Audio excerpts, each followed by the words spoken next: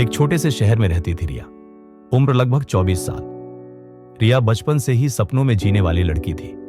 वो कहती थी, मैं शादी तभी करूंगी जब मेरा पति अमीर होगा, बड़ी गाड़ी, बड़ा घर और नाम शोहरत सब कुछ हो। उसकी मां कई बार समझाती, बेटा पैसा सब कुछ नहीं होता, सच्चा साथी वो होता है जो मुश्किल वक्त में भी साथ निभाए। पर रिया हंसकर कहती, मां अब जमाना बदल गया है, अब प्यार नहीं पैसा सबसे बड़ा सहारा है। एक दिन रिया के घर 2 रिश्ते आते हैं। पहला रिश्ता करण, एक बहुत अमीर बिजनेसमैन, उम्र 32 साल। उसके पास सब कुछ था, बड़ा बंगला, कारें, नौकर चाकर, लेकिन दिल से थोड़ा ठंडा, थोड़ा अहंकारी। दूसरा रिश्ता आरव, एक साधारण स्कूल टीचर, उम्र 28 साल। कमाता थोड़ा था लेकिन बातों में सच्चाई थी, चेहरे पर सुकून और दिल में इज्जत। रिया के पापा ने पूछा, रिया क्या सोचती हो? रिया ने तुरंत कहा, मुझे अमीर पति चाहिए, क्योंकि आजकल मोहब्बत से ज्यादा पैसे की जरूरत होती है। रिया की शादी करण से हो जाती है। शुरुआती कुछ महीने बहुत खूबसूरत थे। गिफ्ट्स, ट्रिप्स, पार्टीज, हर वो चीज जो उसने कभी सोची थी। लेकिन धीरे धीरे करण का असली चेहरा सामने आने लगा। वो रिया से बात कम करता, काम में डूबा रहता, और जब रिया कुछ कहती तो जवाब मिलता, रिया मैं तुम्हें सब कुछ देता हूं और क्या चाहिए, मेरे पास वक्त नहीं फालतू बातों के लिए।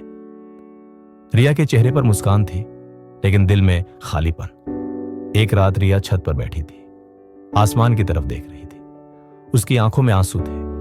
वो खुद से बोली, कभी सोचा था अमीरी में सुकून मिलेगा, लेकिन अब तो सन्नाटा भी सोने की तरह भारी लगने लगा है।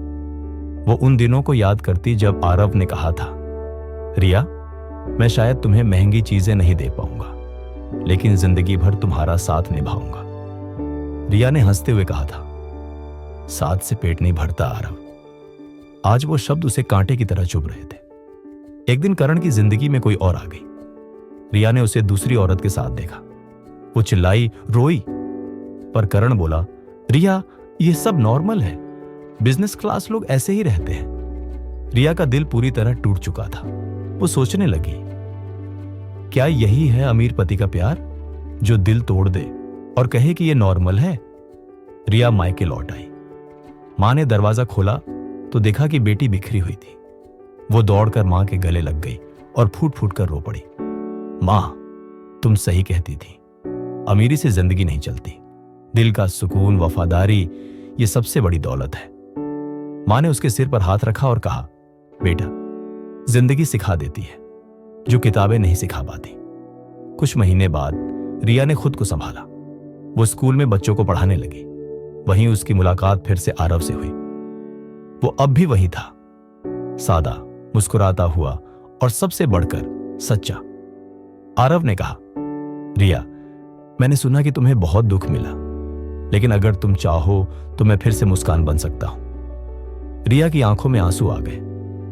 क्या तुम अब भी मुझसे शादी करोगे? आरव मुस्कुराया, शादी नहीं रिया, मैं तो तुम्हें फिर से जिंदगी देना चाहता हूं। रिया और आरव की शादी बहुत सादे तरीके से हुई। ना बड़ी गाड़ियां, ना महंगे कपड़े, बस सच्चे लोग और सच्चे दिल। आरव हर सुबह रिया को मुस्कुराकर देखता और कहता, अब बताओ अमीर पति चाहिए या वफादार पति?